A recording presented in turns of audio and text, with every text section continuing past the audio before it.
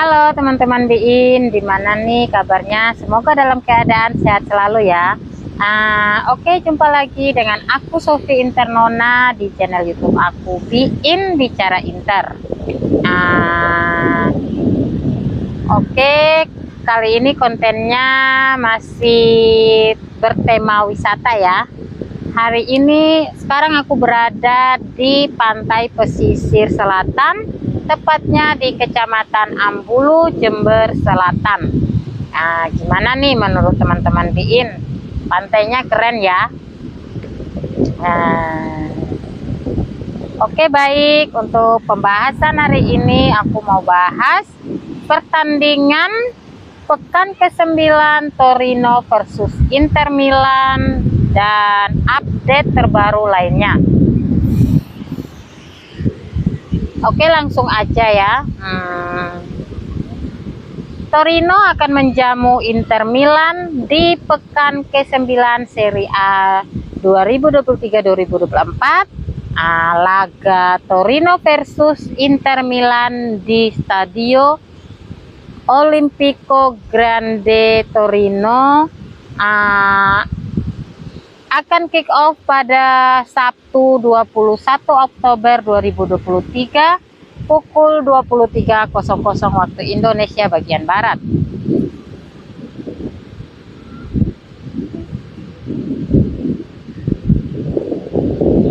Catatan pertemuan di Serie A, Torino menang 36, seri 50, dan Inter menang 72.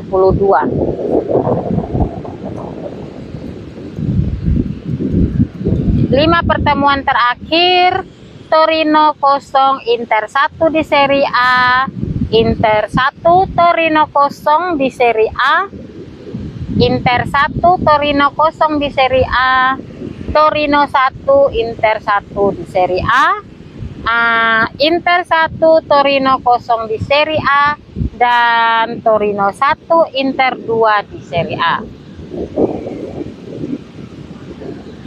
Statistik pertandingan, Torino cuman mencetak total 1 gol dalam 4 laga terakhir versus Inter di Serie A.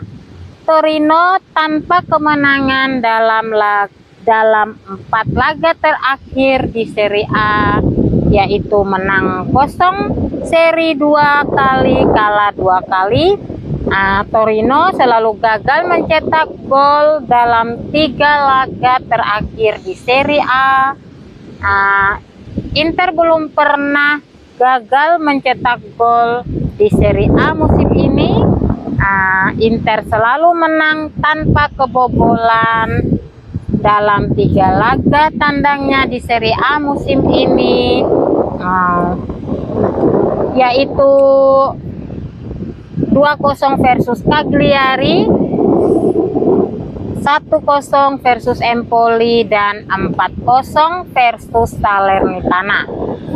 Inter menang 7 kali dan tak terkalahkan dalam 8 laga terakhir versus Torino di Serie A, di mana menang 7 kali, seri 1 kali, kalah 0. Dan Inter selalu mencetak 1 gol dalam 4 laga terakhir versus Torino di Serie A. Oke, selanjutnya untuk Mas Dani dibahas.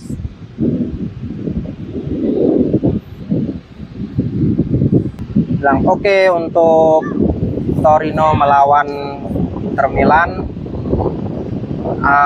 musim lalu di pertandingan terakhir, Torino kalah 1-0 dengan Inter ya di kandang Torino. Pada waktu itu golnya dicetak oleh Marcelo Brozovic.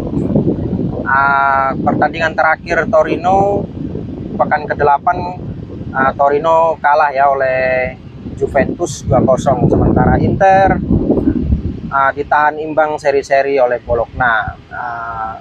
Susunan lining up menurut aku ya, untuk Inter ini nanti di kiper ada Sommer, di back bagian kanan ada Papat, di tengah menurut aku Depre ya. Depre mudah-mudahan starting 11 ya, dan Bastoni. Sementara di gelandang ada Dumfries. Menurut berita informasi terakhir, Barella kayaknya diistirahatkan, jadi diganti oleh Pratesi. Terus ada Akan, Mkhitaryan, dan Di Marco. Untuk penyerang tetap ya seperti biasanya, yaitu Lautaro dan Thuram. Pertandingan ini menurut aku ya sangat penting bagi Inter ya, karena Inter harus memetik poin penuh ya setidaknya. Pertandingan ini sangat penting ya bagi Inter ya, karena Inter harus memetik poin penuh ya, setidaknya 3 poin, karena di peringkat pertama yaitu AC Milan. AC Milan kan harus menghadapi Juventus ya. Mudah-mudahan AC Milan bisa tergelincir paling tidak seri atau kalah dari Juve. Dan jika Inter meraih poin penuh, berarti Inter akan menduduki puncak klasemen kembali. Seperti biasa ya, menurut aku Inter harus menggunakan strategi menyerang terlebih dahulu ya, untuk mencuri gol terlebih dahulu, karena dalam 4 pertandingan terakhir Inter itu selalu dengan kesulitan menghadapi Torino. Kalau selalu menang dengan selisih tipis ya, itu 1-0, 1-0 dan seri, dan 2-1 ya pada di 5 pertandingan terakhir. Flashback kembali ya, seperti 2 pertandingan sebelumnya ya, dimana di pertandingan sebelumnya yaitu melawan Bologna, seharusnya menurut aku De Vrij itu harus masuk ya di posisi starting 11 untuk menggantikan Acerbi ya, karena gol terakhir dari Bologna penyeimbang itu karena kesalahan sinkronisasi antara Acerbi dan Pavard ya. Dan juga pada pertandingan sebelumnya juga De Vrij juga dimasukkan di menit-menit akhir ya. Jadi menurut aku ini kesempatan untuk Simone Inzaghi untuk memasukkan De Vrij untuk bisa melakukan konsolidasi di lini pertahanan agar tidak terjadi gol balasan jika Inter mencuri gol terlebih dahulu oleh Torino. Seperti biasanya Inter menggunakan serangan yaitu build up dari belakang, seperti biasanya umpan-umpan silang. Dan jika bertahan, Inter menggunakan sistem block price dengan 3 gelandang maju merapat ke depan, setelah mendapatkan bola lalu melakukan counter attack seperti biasanya.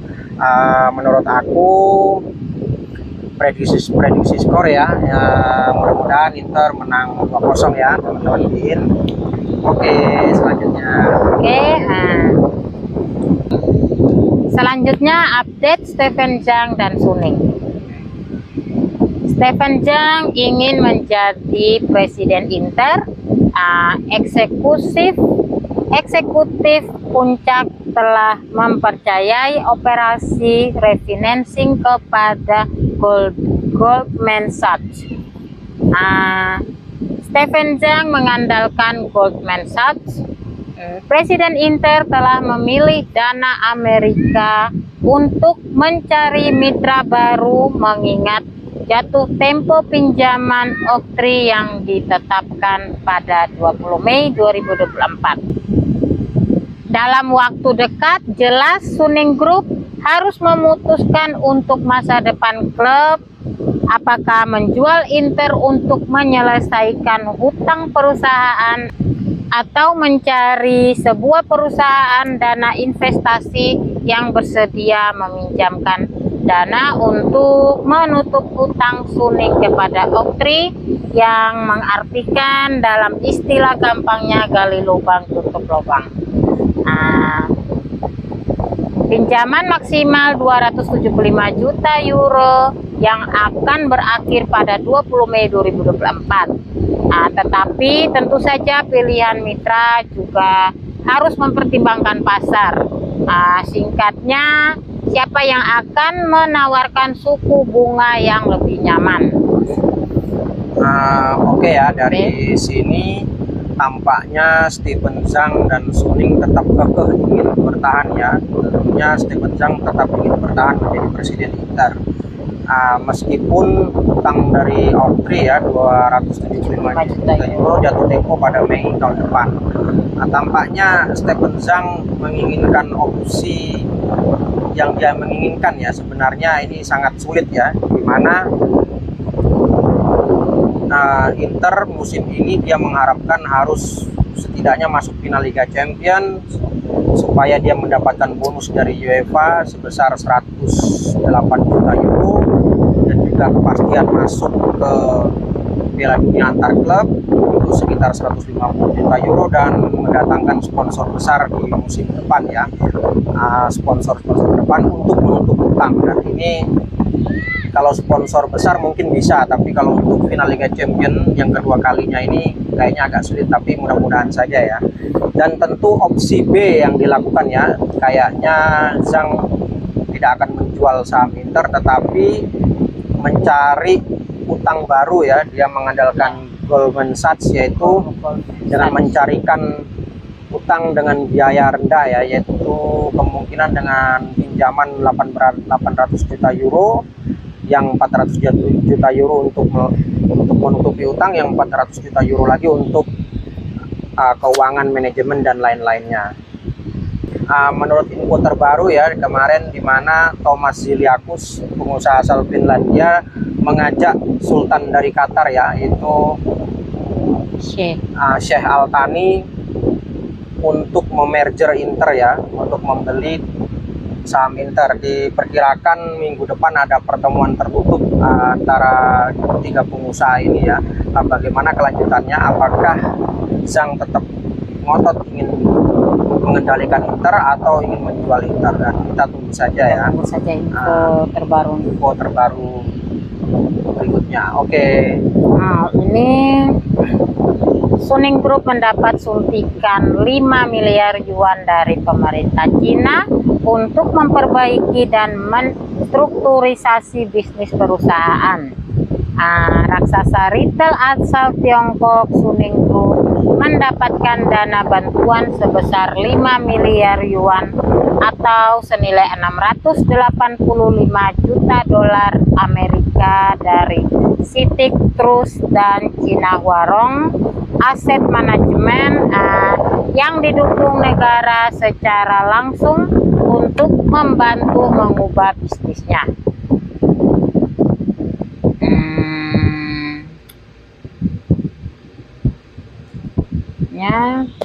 CITIC Trust dan China Huarong akan menginvestasikan dana tersebut di Suning secara bertahap selama 10 tahun ke depan untuk membantu menghidupkan kembali perusahaan retail yang dulunya sukses dan salah satu tulang punggung Cina.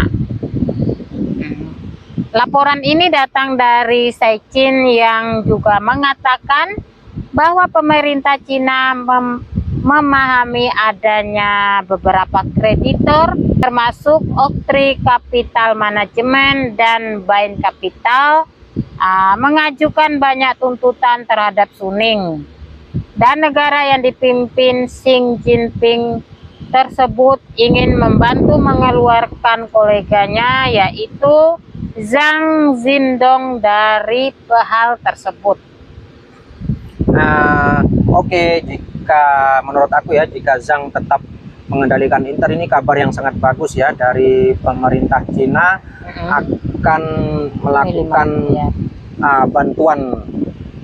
bantuan dana kepada pihak Suning, yaitu 5 miliar yuan ya. Itu kalau di krus ke rupiah 680 itu juta. Itu juta dolar ya, tapi kalau dikuruskan ke rupiah itu sekitar 9 triliun. Nah, itu akan digelontorkan selama 10 tahun, dan ini akan berdampak kepada Inter sendiri ya. Perusahaan Suning sendiri sebelum pandemi Covid dia bergerak di bidang retail ya. Perusahaan ini juga sebagai fondasi perekonomian di Cina kala itu ya. Semenjak ada Covid, perusahaan ini runtuh dan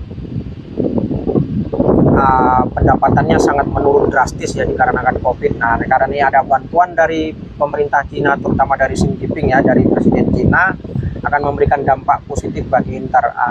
Contohnya jika pemerintah mengeluarkan peraturan seperti pembatasan investasi perusahaan-perusahaan Cina di luar negeri, nah ini sangat bagus bagi Inter ya. Jika pembatasan investasi ditarik, maka menurut aku sangat menguntungkan ya bagi pihak Inter, dan tentunya Inter tidak harus mengambil atau mencari utang di perusahaan luar ya, tentunya Suning bisa langsung menyuntikkan dana ke pihak Inter, dan tentunya Suning akan seperti perusahaan-perusahahan lainnya ya sebelum COVID ya.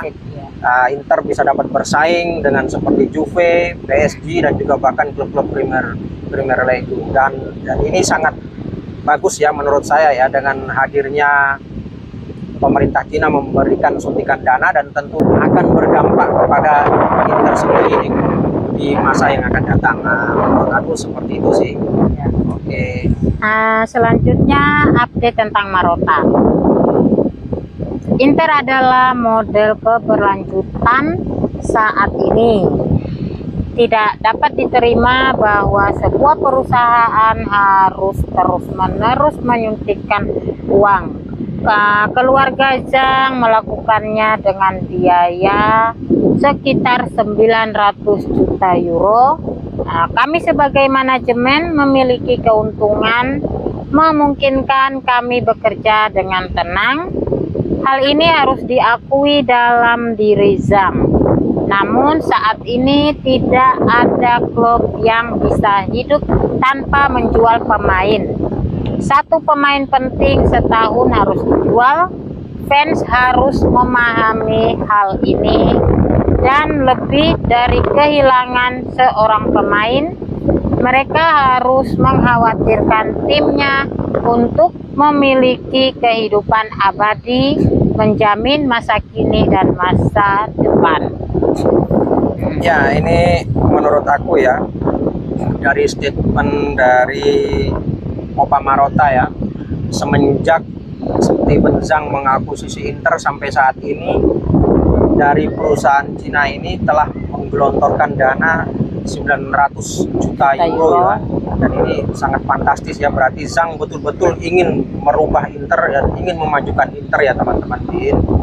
Nah, terus dengan adanya statement dari Opa Marotta ini, tentu jika Zhang masih tetap ingin mengendalikan Inter, berarti setiap tahunnya Inter harus menjual satu pemain bintangnya ya, dikarenakan masalah keuangan Inter yang masih berlanjut ya, ditambah lagi utang yang membengkak.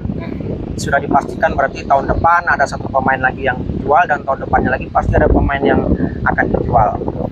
Menurut aku ya, pemain boleh datang silih berganti, tetapi klub tetap harus hidup dan tetap harus jaya dan tetap harus maju terus menurut aku. Mudah-mudahan Inter tetap jaya selalu. Oke, baik, untuk konten tema wisata kita di pantai pesisir selatan Kecamatan Ambulu, Jember Selatan. Oke, sekian dulu konten dari kita hari ini. Jangan lupa di subscribe, like, share, and comment. Jangan lupa tekan tombol lonceng juga ya. Subscribe juga channel aku, Sofi Internona. Follow Instagram aku, Bicara Inter 1908 dan Sofi Internona. Follow juga TikTok aku, Bicara Inter dan Sofi Internona. Oke. Dadah. Forza Inter sempre.